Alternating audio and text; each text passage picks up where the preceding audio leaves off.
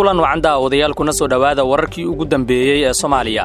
Wararka National TV xilligan ugu waaweyn waxaa ka mid ah General Saadaq John oo ku guuleystay doorasho maanta ka dhacday magaalada Dhuusamareeb. Qaylo hoolka isqabsatay natiijada kadib iyo wararkii ugu dambeeyay doorashada Galmudug ayaan idin hayaa.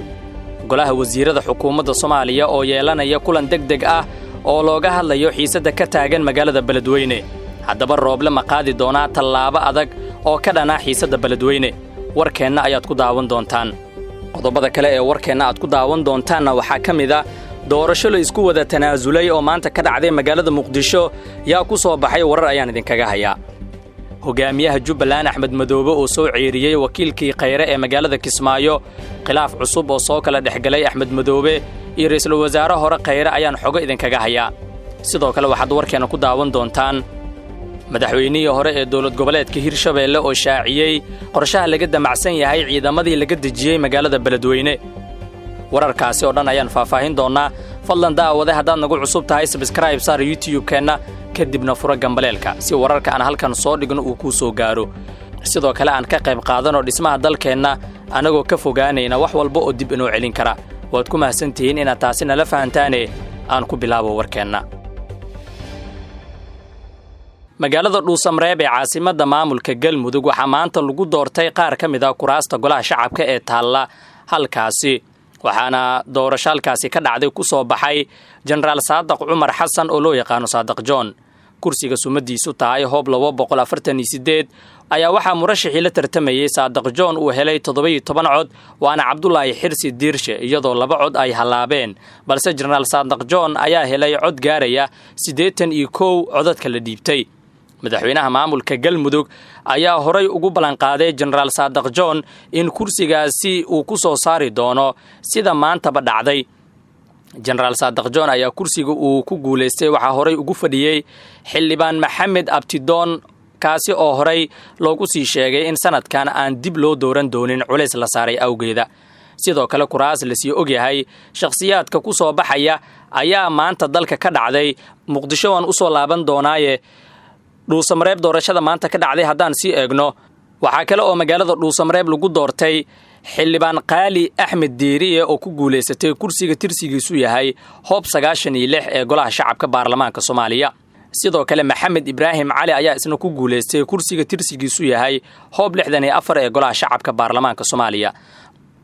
dhinaca kale Muqdisho haddaan eegno xildhibaanada golaha shacabka ee gobolada waqooyi ku matalaya baarlamaanka Soomaaliya ayaa maanta lagu doortay Muqdisho. 3 xildhibaan ayaana ku soo baxay. doorashada maanta ka dhacday magaalada Muqdisho ayaa ahayd mid aan xamaasad haba yaraatee lahayn waxaana 3 kursi ee la doortay dhammaan ahaayeen kuwa la isku tanaasulay oo aan wax tartan ah ka dhicin. waxaana kursiga koobaad ku soo baxay Saciid Maxamed Maxamuud oo qaab gacantaag ah loogu codeeyay kadib markii doorashada ay ka tanaasushay murashaxii la tartamayay Kaltuun Xayir Jaamac.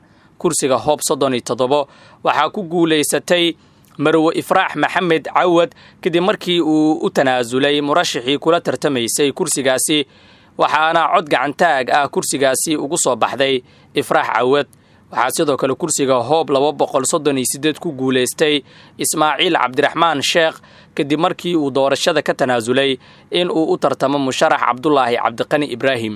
doorashada xildhibaanada golaha shacabka ee hadda ka socota qaar ka mid ah maamul goboleedyada iyo magaalada Muqdisho ayaa u muuqda kuwa la sii og yahay natiijada ka soo baxaysa iyadoona inta badan la isku tanaasulayo doorashadii halkii la tartami lahaa. waa tahay weli baahinta wararkeena ayaan ku guda jirnaa. fadlan daawada subscribe saar YouTube-keena kadibna fura gambaleelka. golaha wasiirada Soomaaliya ayaa maanta lagu wadaa in shir aan caadi ahayn ku yeeshaan magaalada Muqdisho. shirka ayaa maanta looga hadli doonaa sida xogaha aan ku helnay tallaabadii ciidamada lagu geeyay magaalada Beledweyne iyo kumilanka siyaasadda ee talisada militariga Soomaaliya. ila wareediyo ayaa National TV u sheegay in golaha wasiirada Soomaaliya ay go'aan ka soo saari doonaan xiisada ka taagan magaalada Beledweyne. ra'iisul wasaare Rooble ayaa xalay qaar ka mid ah siyaasiyiinta ka soo jeeda Hiiraan iyo wasiirka arrimaha gudaha u sheegay in uusan waxba kala socon go'aankii ciidamada lagu geeyay magaalada Beledweyne ee gobolka Hiiraan. ciidamo ka tirsan dawladda Soomaaliya ayaa shalay la geeyay magaalada Beledweyne iyadoona weli xaalad kacsanaan ah ay ka jirto magaaladaasi maadaama magaalada ay joogaan maleeshiya diidan dhismaha maamulka Hirshabeelle. wararkeena kale haddaan ku sii soconana madaxa ololaha xasan cali khayre ee Jubbaland Axmed Nuur Maxamed Axmed horeyna uu ahaa xogayihii joogtada ahaa ee xafiiska ra'iisul wasaaraha ayaa laga soo ceeriyay magaalada Kismaayo ee xarunta ku meel gaarka u ah Jubbaland sida ay ogaatay National TV ayaa sidoo kale ogaatay in la xiray dhowr guri oo muddooyinkii ugu dambeeyay uu ka socday ololaha murashax madaxweyne xasan cali khayre oo isku dayay in uu xildhibaano isaga taageersan ka soo saarto magaalada Kismaayo. ciidamada ammaanka ayaa ku wargeliyay Axmed Nuur inuu Kismaayo uga baxo muddo 24 saac horaantii bishan Janaayo iyaga oo u sheegay in ay tahay amar dhanka mas'uuliyiinta sare uga yimid. Axmed Nuur waxa uu ka soo jeedaa Jubbaland waxa ayna isku hayb yihiin madaxweyne Axmed Madoobe sida la fahamsan yahay. Axmed Madoobe waxa uu dhawaanahan cadaadis kala kulmayay beesha Absame oo uu ka soo jeedo Cabdikariin Muuse Qalbi Dhagax oo dhowr kulan oo ay la galeen u sheegay in aysan isbeysi siyaasadeed la samaysan karin xasan cali khayre.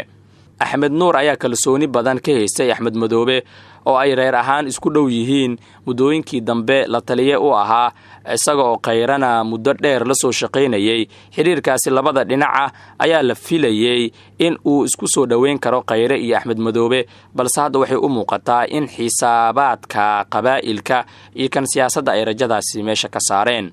kiiska Qalbi Dhagax ayaa toddobaadkan dib u soo shacbaxay kadib markii xukuumadda Rooble ONLF ay ka saartay liiska argagixiso sidoo kalena sheegtay inay qalad ahayd dhiibistii Qalbi Dhagax kana raali gelisay.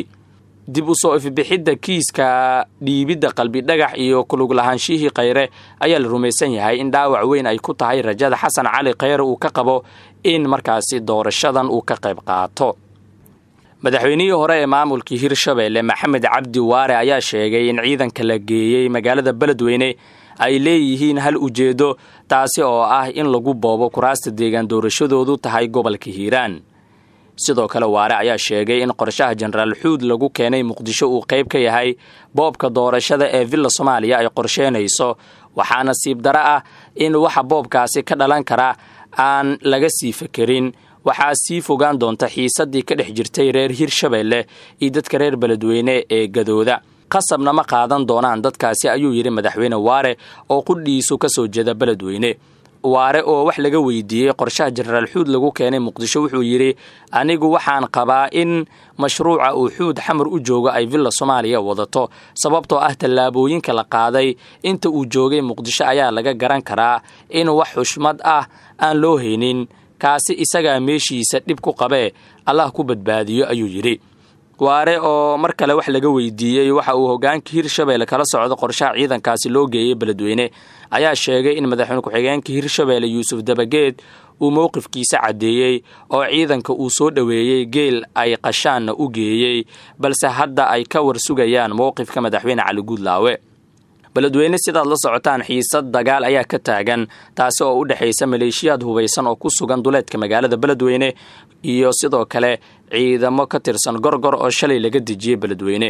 ciidamada maleeshiyaadka ayaa diidan maamulka madaxweyne Cali Guudlaawe waxay sidoo kale diideenba in madaxweynaha maamulkaasi uu tago Beledweyne.